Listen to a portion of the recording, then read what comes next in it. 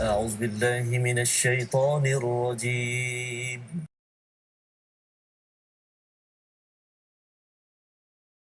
بسم الله الرحمن الرحيم. الحمد لله رب العالمين الرحمن الرحيم مالك يوم الدين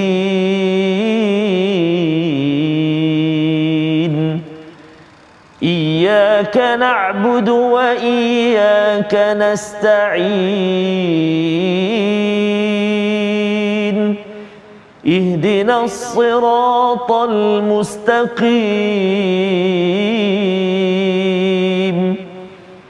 صراط الذين أنعمت عليهم غير المغضوب عليهم ولا الضالين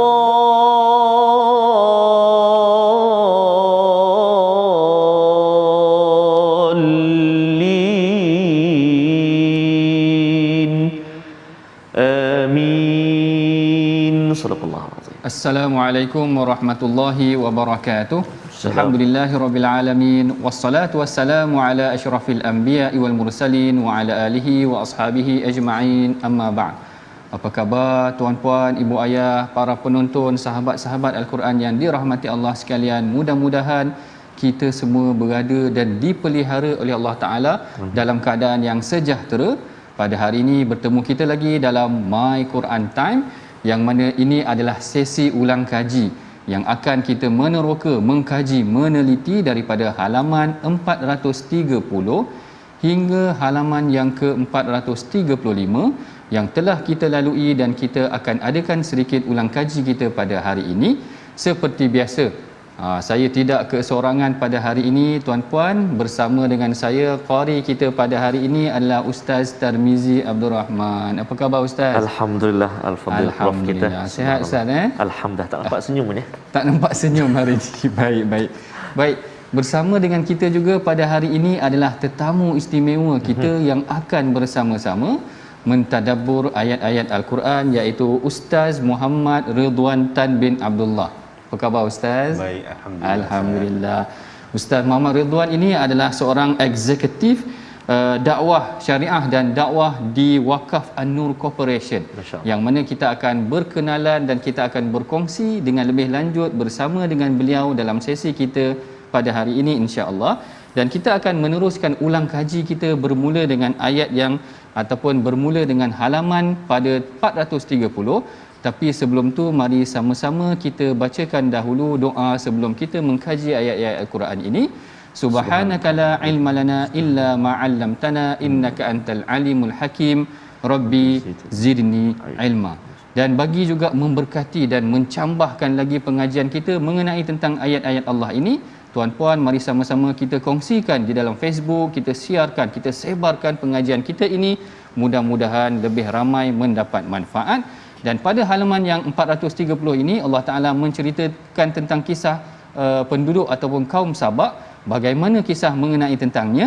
Mari sama-sama kita bacakan dahulu ayat yang akan dipimpin oleh Ustaz Tarmizi kita, bermula ayat 15 hingga ke ayat 16 insya-Allah. Silakan Ustaz. Terima kasih Al-Fadhil Prof. Madya Dr. Ahmad Sanusi, Teman Dekan Fakulti Pengajian Quran dan Sunnah USIM, selaku pentadabbur kita pada hari ini, dan juga tetamu kita, ilmuwan kita jauh dari JDT. Betul Ustaz? JDT, betul. Masya-Allah. Kita bawakan daripada Johor, dari JDT Waqaf An-Nur, Al-Fadhil Al-Ustaz Muhammad Ridwan Tan Abdullah.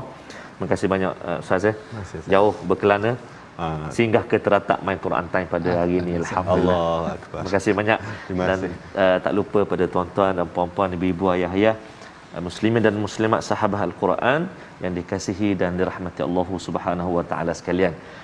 Barangkali pada hari ini ada yang buat kenduri, perkahwinan ke apa, hati-hati, SOP kita kena jaga. Kami kat sini pun jaga SOP ni, tengok ni. Lemas saya nak baca ni tapi tak apa. Kita baca juga Al-Quran sama-sama, kita nak dengar juga suara tuan-tuan dan puan-puan ibu ayah yang berada di rumah atau di mana juga berada. Kita baca terlebih dahulu 2 ayat 15 dan 16. Surah Saba, muka surat 430. Jom baca sama-sama insya-Allah. A'udzu billahi minasyaitonir rajim. لقد كان لسبإ في مسكنهم آية جنتان عن يمين وشمال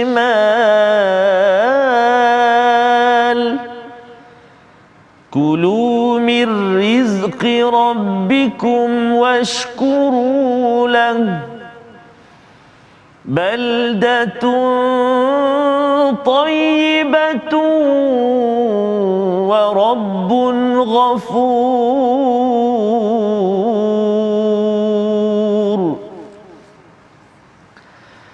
فأعرضوا فأرسلنا عليهم سيل العرم وبدلناهم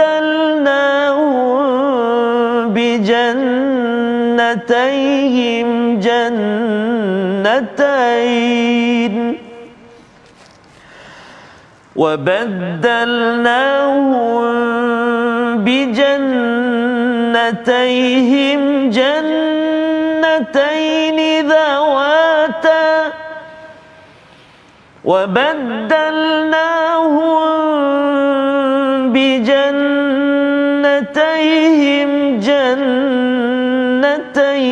ذواتي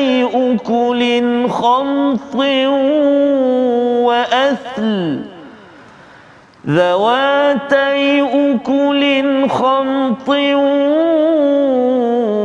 وأثل وشيء من سدر قليل صدق الله العظيم. Sadaqallahul Azim. Dalam ayat yang ke-15 Allah Ta'ala menyatakan sungguh bagi kaum Sabah itu ada tanda kebesaran Allah di tempat kediaman mereka. Mereka itu mempunyai 2 buah kebun di sebelah kanan dan sebelah kiri. Maka dikatakan kepada mereka, makanlah olehmu rezeki yang dianugerahkan oleh Tuhanmu dan bersyukurlah. Jadi di sini tuan-puan, kalau masih lagi ingat, sebenarnya perbincangan kita pada halaman 430 dalam ayat yang ke-15 ini Allah Ta'ala menceritakan kepada penduduk Quraisy sebenarnya, iaitu ayat ini diturunkan memberikan kepada mereka gambaran bagaimana penduduk kaum Sabah ini diberikan kemewahan. Tetapi apabila mereka diajak untuk bersyukur, mereka tidak bersyukur, bahkan mereka kufur kepada Allah Ta'ala. Allah Ta'ala seakan-akan membandingkan kaum Sabah diberikan kemewahan tetapi mereka tidak bersyukur, sedangkan kisah sebelum itu, kisah Nabi Sulaiman dan Nabi Daud, diberikan juga kemewahan tetapi mereka kembali dan bersyukur kepada Allah Ta'ala. Baik, hari ini kita akan tadabbur mengenai tentang ayat yang ke-15 dan 16 ini bersama Ustaz Ridwan kita. Boleh Ustaz Boleh. Mengenai tentang konsep syukur itu sendiri dan pengalaman. Kalau Ustaz tengok di sini bagaimana ayat ini diturunkan kepada Quraisy agar mereka menerima Islam. Jadi kalau boleh saya tanya mengenai tentang pengalaman keislaman ataupun bagaimana Ustaz menerima tentang hidayah Islam itu sendiri dan bagaimana sebenarnya kaedah bersyukur yang dianjurkan oleh Al-Quran. Silakan Ustaz. Bismillahirrahmanirrahim. Alhamdulillahirabbil alamin wassalatu wassalamu ala asyrafil anbiya'i wal mursalin wa ala alihi wa sahbihi ajma'in. Terima kasih kepada Prof ya. Baik, bismillahirrahmanirrahim. Terutama sekali pertanyaan Prof mengenai bagaimana saya menerima hidayah. Sebenarnya saya memeluk agama Islam lebih kurang 11 tahun yang lepas. Prof, alhamdulillah diberikan hidayah oleh Allah Subhanahu Wa Taala. Tetapi memeluk tempoh untuk memeluk Islam itu dia sebenarnya adalah merupakan salah satu proses yang mengambil masa lebih kurang 7 tahun. Sehingga akhirnya memeluk agama Islam. Dan dan sejak daripada memeluk agama Islam direzekikan Allah Subhanahu Wa Taala ya untuk kita pergi belajar, ya untuk kita sentiasa berada di suasana yang baik, ya bersama orang-orang yang baik, bersama dengan alim ulama, alhamdulillah. So itu antara satu nikmat yang dan rezeki yang Allah Subhanahu Wa Taala kurniakan. Jadi bagi diri saya,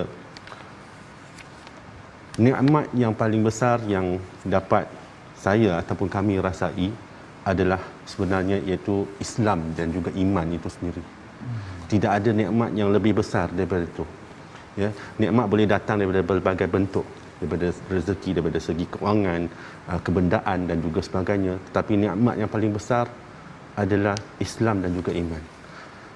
Kenapa saya teringat kembali apabila pertama kali saya memasuki masjid, dibawa oleh seorang sahabat untuk memasuki masjid.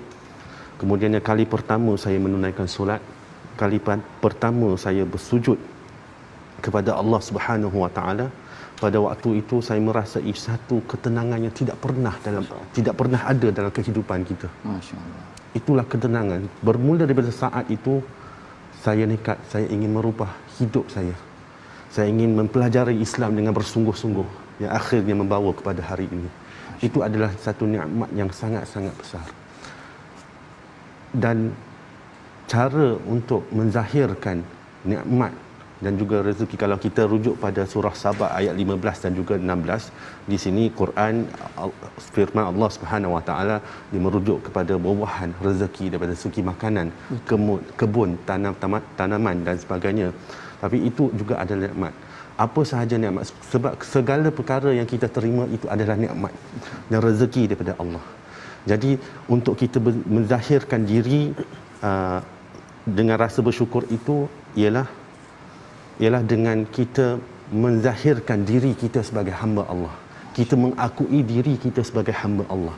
Di dalam surah Az-Zariyat ayat 56 pun firman Allah Subhanahu Wa Taala, firman Allah, tidaklah kami menciptakan jin dan manusia melainkan untuk beribadah kepada aku. So jadi beribadah kepada Allah ini, segala perkara yang kita lakukan dalam hidup kita itu adalah ibadah. Ibadah belaka. Kerana segala perkara termasuklah kita bekerja, bertugas yang hakiki bersama dengan ahli keluarga dan juga sebagainya, semua itu atas perintah Allah. Kita lakukan atas perintah Allah dan kerana Allah. Dan juga yang paling utama untuk menzahirkan diri kita itu sebagai seorang hamba Allah adalah dengan cara menunaikan solat juga. Dengan menunaikan solat. Kerana dengan menunaikan solat itu tanda ketaatan, kepatuhan kita kepada Allah Subhanahu Wa Taala. Dan kalau kita lihat balik pada awal surah Sabah, ya, Allah Subhanahu Wa Taala menceritakan tentang kisah ataupun sejarah keluarga Nabi Daud dan juga Nabi Sulaiman. Firman Allah kata, bekerjalah hai keluarga Daud dan bersyukur. Maksudnya semakin banyak nikmat yang kita dapat, semakin kuat kita bekerja, semakin kuat kita bekerja untuk Allah Subhanahu Wa Taala. Kalau kita lihat kepada pada peristiwa Fathul Mekah, pembukaan Mekah pun, Rasulullah SAW memasuki Mekah bersama dengan beribu-ribu para sahabat, tetapi Nabi Muhammad SAW masuk ke dalam Mekah dengan keadaan menundukkan pandangan. Masya-Allah. Wallahu taala alam. Masya-Allah, masya-Allah. Tadabbur yang sangat menarik daripada Ustaz Ridwan kita menceritakan sebenarnya betul ya Ustaz Tarmizi, kita yang daripada awal telah menerima Islam ni kadang-kadang tak rasa sangat nikmat keislaman itu. Tapi Ustaz Ridwan yang mempunyai background yang mungkin ahli keluarga bukan daripada kalangan bukan Islam, bila peluk Islam tu terasa ketenangan tu Ustaz. Masya-Allah. Dan kaedah bersyukur seperti mana yang disebutkan oleh Ustaz tadi adalah dengan kita semakin kita banyak dikurniakan nikmat kepada Allah Ta'ala, kita bekerja dan kita mendekatkan diri kita dengan Allah. Itu antara pengajaran yang menarik yang kita boleh perolehi daripada halaman ke-430. Manakala dalam halaman yang ke-431, Allah Ta'ala pada hakikatnya berdialog, memberikan penjelasan, melakukan macam soal jawab. Ada banyak kul di sini, kul mayyarzukukum, kul aruni, kul ni semua adalah seakan-akan Allah berdialog ataupun meminta Rasulullah bercakap dengan orang Quraisy mengenai tentang apa yang mereka ragukan terhadap agama Allah itu sendiri. Jadi sebelum kita tadabbur mengenai tentang ayat yang halaman 431. Mari sama-sama kita tekuni ayat daripada 27 hingga 28 dan kita bertadabbur mengenai tentang ayat tersebut insya-Allah. Silakan Ustaz Tarmizi. Baik, terima kasih Fadil Prof. Bagi Ustaz Al-Fadhil Ustaz Muhammad Ridwan, tuan-tuan dan puan-puan, ibu-ibu ayah-ayah, sahabat-sahabat Al-Quran yang dikasihi Allah Subhanahu Wa Taala. Betul Prof ya, dan Ustaz ya, dalam ayat ini banyak qul qul, ada qala wa qala kan. Dan kita nak mula ayat yang ke-27 ni pun dengan qul juga. Betul. Jadi hati-hati bila kita mula dengan qul, jangan kita tutupkan dengan kaf jadi kul. Ustaz Prof. Ya, ni qaf ni qul. Jadi kena hati-hati, qaf dia duduk pangkal lidah kan, di kat belakang. Di dekat dengan anak tekak kan. Jadi kena hati-hati. Kita baca sama-sama ayat yang ke-27 dan juga 28 insya-Allah. A'udzubillahi minasyaitonirrajim. قل أروني الذين ألحقتم به شركاء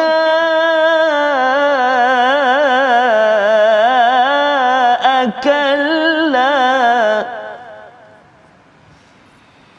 بل هو الله العزيز الحكيم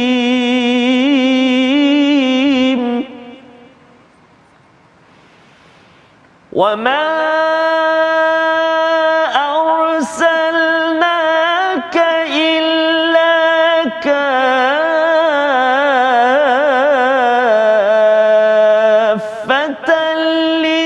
للناس بشيرا ونذيرا إلا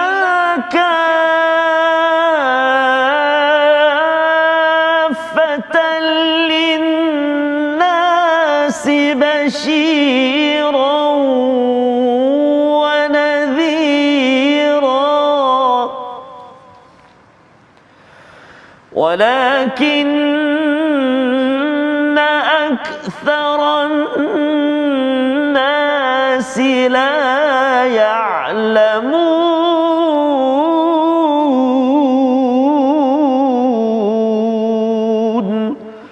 صدق الله العظيم. Sadaqallahul azim. Baik, pada ayat yang ke-28 Allah Taala berfirman, dan kami tidak mengutuskan engkau wahai Muhammad melainkan kepada semua umat manusia sebagai pembawa berita gembira dan pemberi peringatan. Jadi kalau setelah Allah Taala bagikan contoh tentang kaum Sabak, Allah Taala berdialog pula dengan kaum Quraisy bahawa Rasulullah ini, Muhammad ini adalah pemberi berita gembira dan ancaman kepada mereka yang kufur. Seakan-akan ini menunjukkan Allah Ta'ala memberikan hidayah itu kafatan linnas, kepada seluruh manusia. Jadi ini sebenarnya menarik untuk kita hayati bersama dengan Ustaz Ridwan kita, bagaimana sebenarnya Ustaz dialog ataupun dakwah yang dilaksanakan oleh Rasulullah kepada seluruh manusia seperti mana yang dilakukan oleh Rasulullah sallallahu alaihi wasallam itu. Sallallahu alaihi wasallam. Baik, terima kasih yang berbahagia Prof. Baik, insya-Allah dari sebagai pengenalan, saya terlibat dalam usaha dakwah Prof Ustaz. Lebih kurang 9 tahun. 9 tahun. Ya, 9 tahun. Sejak daripada awal pengislaman saya. Pada awal pengislaman itu saya lebih pada menyantuni golongan mu'alaf selama beberapa tahun yang pertama. Akhirnya daripada golongan mu'alaf beralih ke berhadapan dengan golongan non-Muslim. Alhamdulillah, sehingga hari ini tidak kurang daripada 100 mu'alaf yang telah bersyahadah. Masya-Allah. 100 orang Ustaz. Jadi daripada pengalaman ini, apabila berhadapan dengan non-Muslim, sebenarnya kita banyak menggunakan pelbagai kaedah dakwah yang diadakan.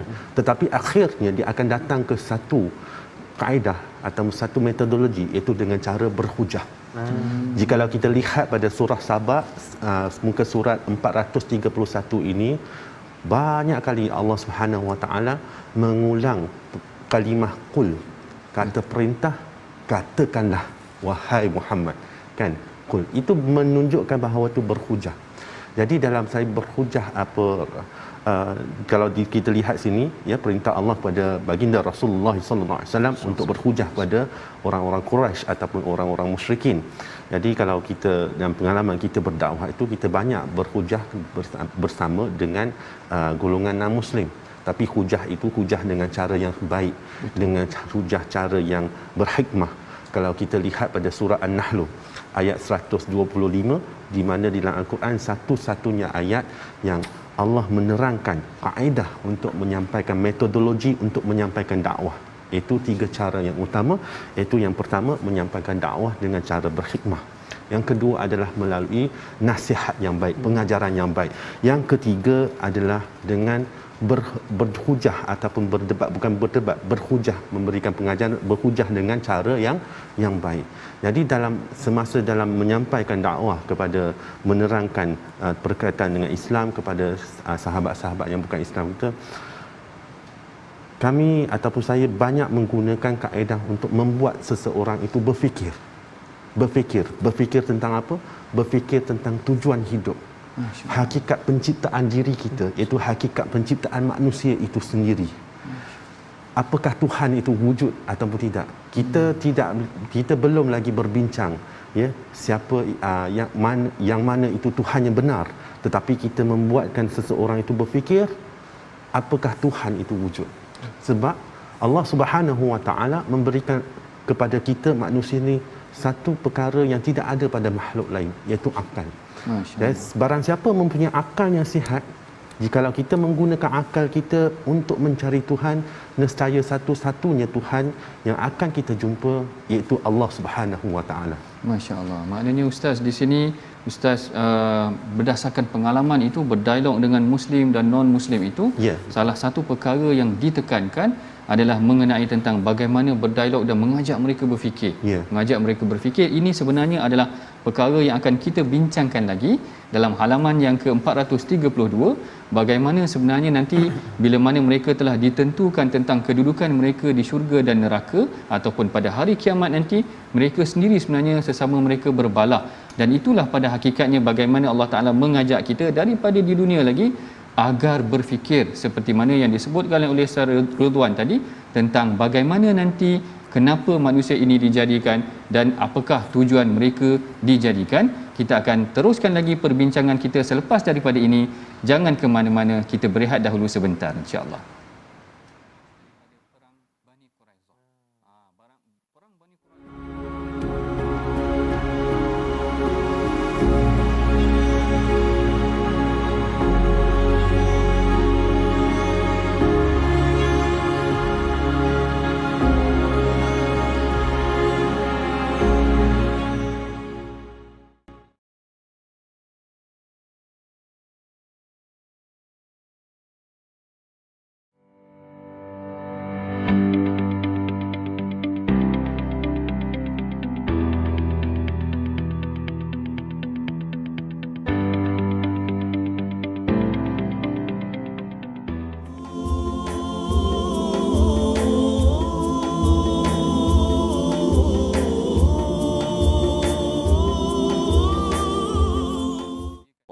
Tuan-tuan dan puan-puan sahabat Al-Quran, dapatkan yang original itu abang-abang Raihan, nasyid daripada abang-abang Raihan. Iman ini hari ini bersama dengan kita, Allahu Akbar kan, kita rasa bertuah bersama dengan Fadil Ustaz Ridwan yang kembali kepada fitrah kan. Allahu Akbar, satu benda yang sangat besar dalam kehidupan kita Ustaz. Iman, bagaimanakah kalau tak ada iman, bagaimana menjadi Allah yang menjadi hamba yang bertakwa. Betul. Jadi mudah-mudahan Ustaz, Prof, Ustaz, tuan-tuan dan puan sahabat Al-Quran semuanya, ibu-ibu ayah, moga-moga iman dalam jiwa kita, dalam hati kita, dalam hidup kita dan diri kita senantiasa mekar, segar, bugar, menghiasi dan memandu kehidupan kita bertakwa kepada Allah Subhanahu Taala. Amin ya rabbal alamin. Amin ya rabbal alamin. Masya-Allah. Sebenarnya Ustaz Tarmizi saya tunggu Ustaz tarik tadi. Saya memang harap part yang Ustaz tarik tadi, tapi tak tarik tak apalah. Tarik diri je. Tarik diri. Baik. Jadi kita akan teruskan lagi tuan-puan, ibu ayah yang dirahmati Allah sekalian, pengajian kita, perbincangan kita. Tadi Ustaz Tarmizi menceritakan tentang keimanan. Kalau sebelum tu Ustaz Ridwan menceritakan bagaimana dialog penghujahan bersama dengan mungkin golongan yang baru menerima dakwah non-muslim dan sebagainya. Maka dalam halaman yang ke-432 kita tengok nanti bagaimana sebenarnya nanti pada hari kiamat golongan kafir ni sendiri bertelagah sesama mereka sedangkan mereka telah diberikan penghujahan di dunia. Sebelum perbincangan lanjut mengenai ayat yang ke-33, kita dengarkan dahulu dan baca sama-sama ayat yang akan dipimpin oleh Ustaz Tarmizi kita. Silakan Ustaz. Terima kasih Fadil Prof. Yang bahagia Ustaz, tuan-tuan dan puan-puan, ibu ayah, sahabat Al-Quran. Kita nak baca sekarang ni ayat yang ke-33 Ustaz ya. Betul. Ayat yang ke-33 agak panjang. Mari kita cuba baca dengan bacaan murattal jiharkah. A'udzubillahi minasyaitonirrajim. وقال الذين استضعفوا للذين استكبروا بل مكر الليل والنهار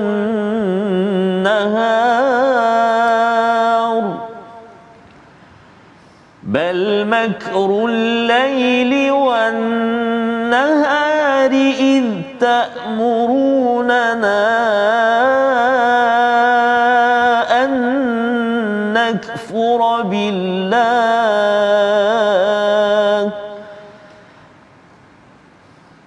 إذ تأمروننا أن نكفر بالله ونجعل له أندادا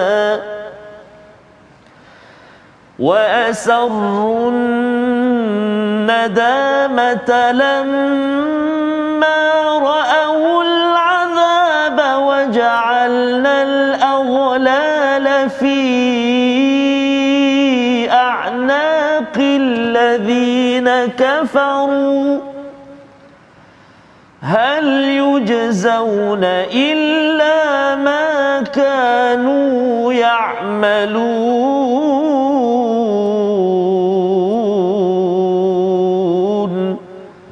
صدق الله العظيم.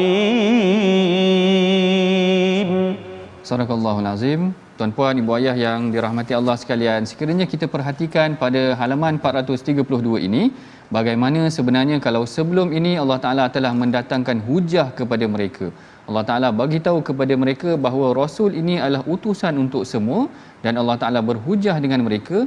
Nanti pada hari kiamat Allah Ta'ala menjelaskan kepada mereka, kamu akan bertelagah sesama kamu. Kamu sendiri akan mengatakan, kamulah menyebabkan kami tidak beriman, kamulah menyebabkan kami tidak beriman, sedangkan dakwah keimanan itu telah disampaikan kepada mereka. Dalam perbincangan sebelum ini tadi, kita telah menyatakan tentang penghujahan, bagaimana pengalaman Ustaz Ridwan sendiri, bagaimana beliau berhujah Ustaz dengan kumpulan dakwah yang terbuka, yang muallaf, yang non-muslim dan sebagainya. Bagaimana Ustaz boleh ceritakan pengalaman tadi tentang penghujahan bersama dengan mereka ini? Baik, bismillahirrahmanirrahim. Allahumma salli ala Muhammad wa ala ali Muhammad. Baik, sebenarnya hujah itu bukanlah kita berdebat. Ya, betul. Bukanlah kita berdebat. Berhujah itu dia umpama kita berbincang, kita menyampaikan perkara yang baik, dan intipati dia utama seperti yang disebutkan awal tadi adalah membuatkan seseorang itu berfikir. Jadi antara hujah-hujah yang biasa disampaikan adalah kita membuktikan tentang kewujudan Tuhan. Apakah Tuhan itu wujud? Adakah alam semesta ini, manusia, binatang, alam segalanya, apa yang ada di langit dan di bumi, adakah ianya wujud secara semula jadi, dia ada secara kebetulan, ataupun dicipta oleh sesuatu kuasa yang lain? Jadi itu yang kita bincangkan. Dan akhirnya ya, kita mendapat satu kesimpulan bahawa tidak mungkin segala apa yang ada di dalam alam semesta ini dia boleh terjadi dengan secara kebetulan. Pasti ada suatu kuasa yang menciptanya. Kalau kita lihat sekecil-sekecil perkara pun seperti zarah, atom, proton, neutron dan sebagainya, dia tidak boleh ada sendiri, pasti ada yang menciptakannya. Kebiasaannya saya juga akan memberikan satu analogi yang sangat-sangat ringkas Ustaz, iaitu berkaitan dengan telur ayam. Telur ayam. Biasanya semalam pun saya ada sampaikan satu dakwah dan alhamdulillah ada beliau bersyahadah. Subhanallah. Analogi yang sangat mudah, iaitu ibu ayam dan telur ayam, mana yang ada dahulu? Jadi biasanya orang akan jawab, ada orang yang jawab telur ayam ada dulu, ada orang yang jawab ibu ayam ada dulu, kan? Kalau yang semalam tu dia jawab ibu ayam lah ada dulu. Lepas tu ibu ayam datang daripada mana? Sudah. Ibu ayam datang daripada telur. Jadi kalau macam tu telur yang ada dulu. Kan? Telur datang daripada mana? Daripada tak habis-habis. Kan? Saintis tak mampu nak jawab. Satu soalan yang sampai kiamat, kalau kita nak gunakan akal kita, sampai kiamat pun kita tak akan jawab soalan ni. Melainkan kita datang kepada satu kesimpulan bahawa ada suatu kuasa yang menciptakannya. Semudah telur ayam, apatah lagi perkara lain yang lagi besar. Itu antara hujah yang kita sampaikan. Apabila kita sudah dapat membuktikan bahawa Tuhan itu wujud, jadi kita lihat pula siapa itu Tuhan.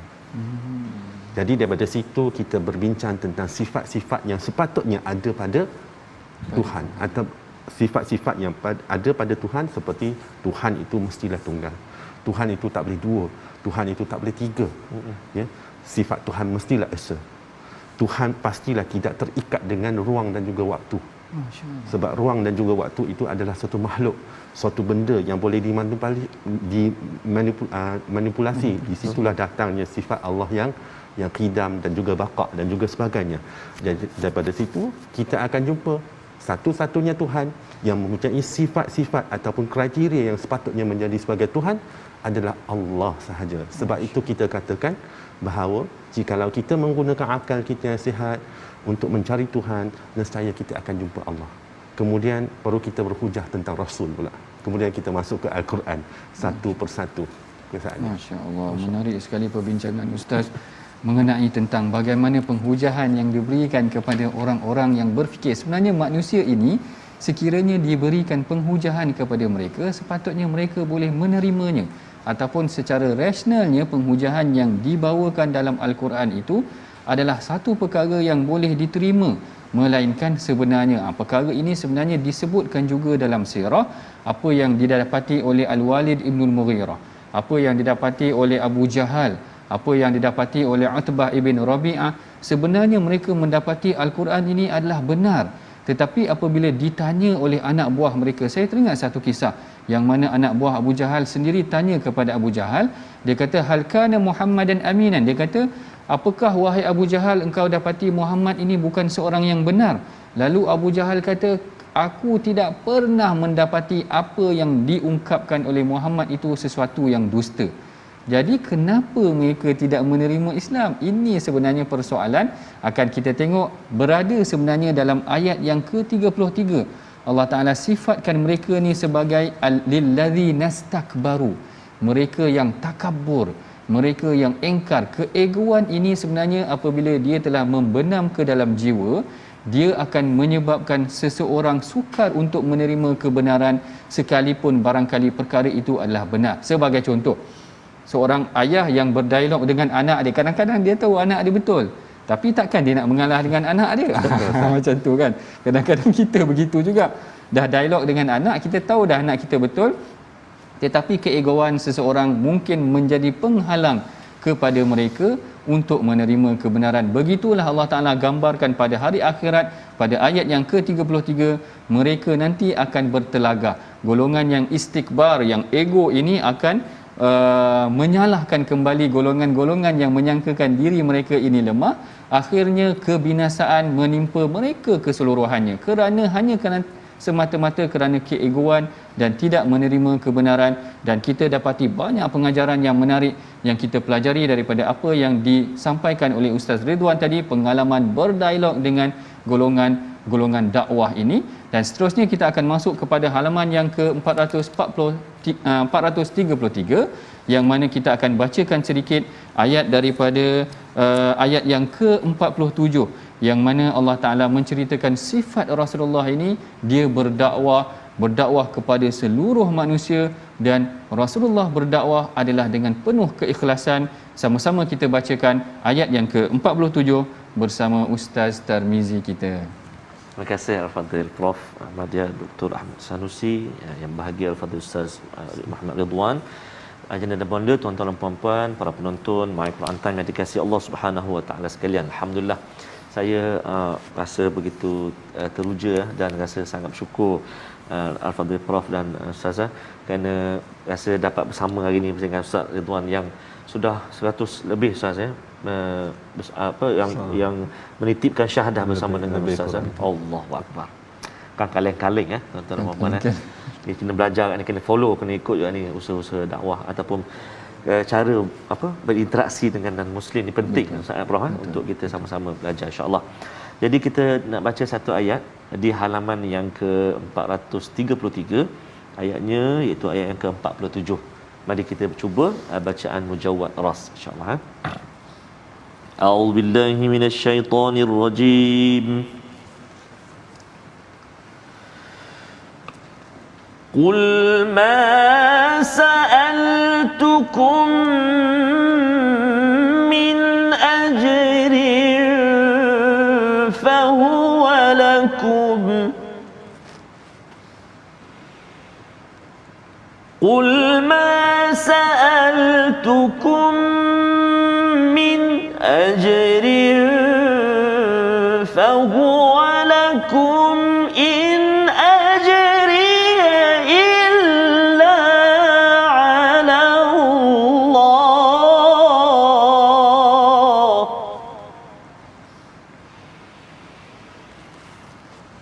وهو على كل شيء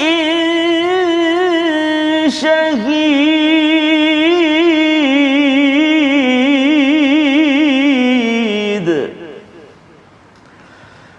وهو على كل شيء شهيد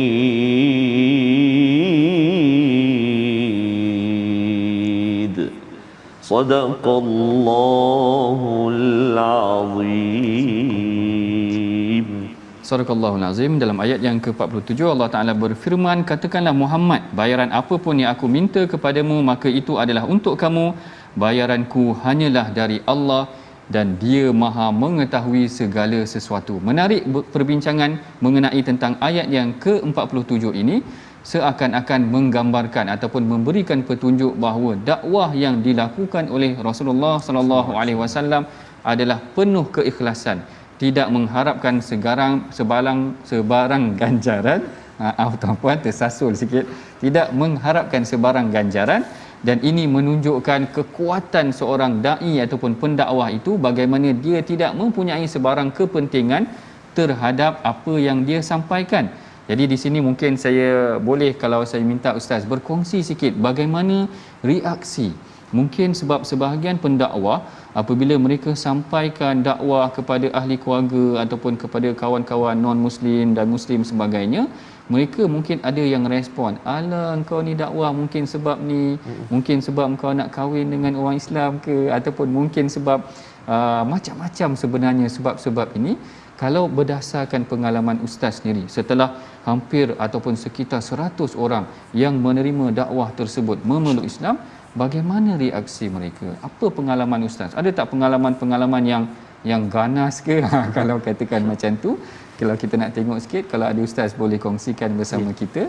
Baik. Bismillahirrahmanirrahim. Allahumma salli ala Muhammad wa ala ali Muhammad.